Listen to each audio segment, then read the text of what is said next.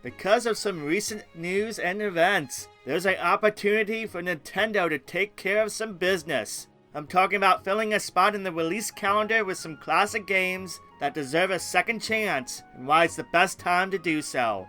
Oh yes, I'll be talking about Wind Waker, as well as a few other Zelda games in today's video. So hang on, make sure to subscribe to the channel, and let's dive right in.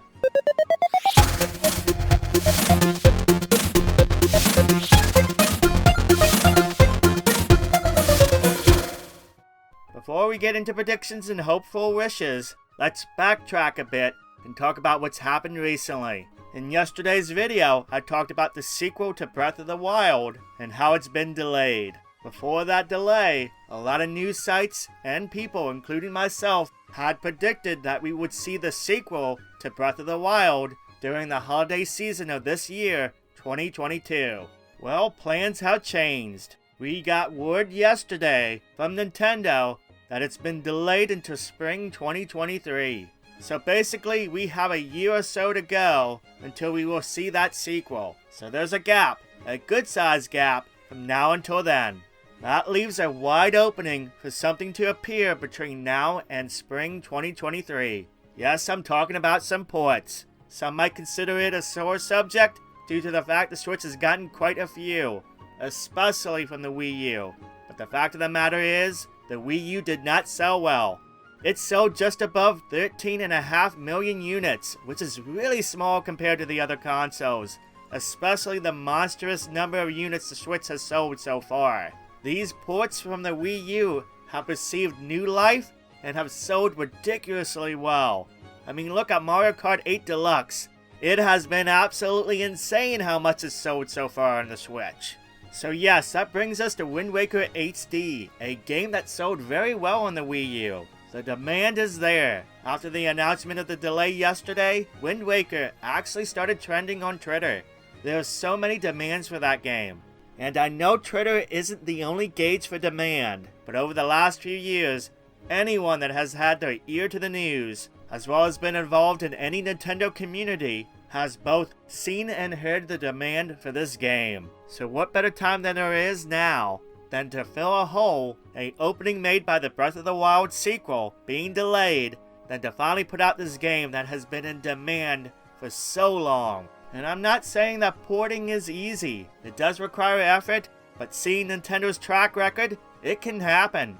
They have done it with Pikmin 3, New Super Mario Bros. U, 3D Mario World, Donkey Kong Country Tropical Freeze, and that's just the tip of the iceberg. And they have done this all while releasing new games for the Switch. As far as series completion goes, there's so many on the Switch from the Legend of Zelda series that it would almost be a crime for it not to appear on there.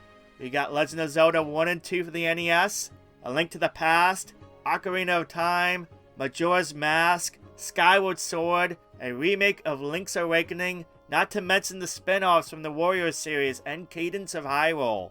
When you look at the list, we got the first 5 in the series, 6 if you include Link's Awakening, so we might as well have the next game in the series, Wind Waker. Though Wind Waker isn't the only possibility. There's Twilight Princess HD too. That was an updated version of the GameCube and Wii game that was pretty well received too. And it was on the Wii U, and that could very well receive a port, and probably deserves one too.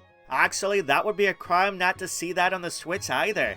Yes, the Wii U did not sell that well, and just about every game that has been on the Wii U that has been ported to the Switch has done better, and it would be awesome to see on the Switch for series completion's sakes. But there is another good reason why these ports need to happen, and one that has came to light very recently. The Wii U eShop is closing forever. It's gonna be gone. And once this happens, and we have already seen the impact of the announcement on the third-party market for these games, everything is going to skyrocket in price. No longer will you be able to purchase these on the eShop for Wii U.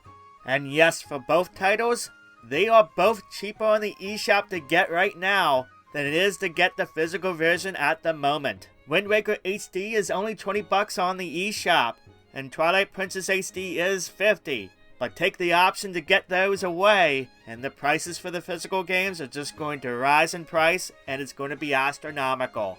It's going to heavily impact those who want to play the game in the future.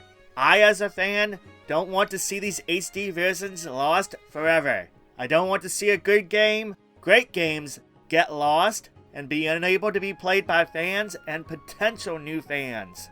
Now's the time, not only because of the delay of the Breath of the Wild sequel, but because of the Wii U eShop is going away and is locking out people from having access to these wonderful games. Nintendo, it's time. And while I'm here, I'd like to mention another game that I could see ported to the Switch. And this is one that many don't talk about. Four Swords Adventures, which was a game for the GameCube.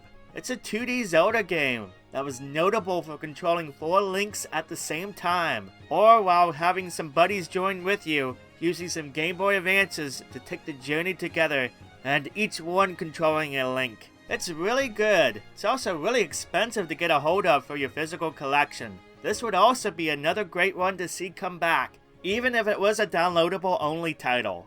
I can just imagine it now, with multiplayer fun and the chaos it would bring. This is another candidate to fill the spot that's made from the Breath of the Wild sequel being delayed. But yeah, we got a chance now with the delay, but also because of the impending Wii U eShop closure. Nintendo should seek this opportunity to not only fill that hole, but to make sure these games aren't lost forever.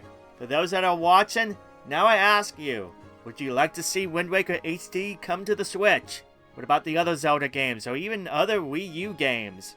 Let me know and share your thoughts down below. As always, if you like the video, give it a thumbs up. It lets me know that you like it.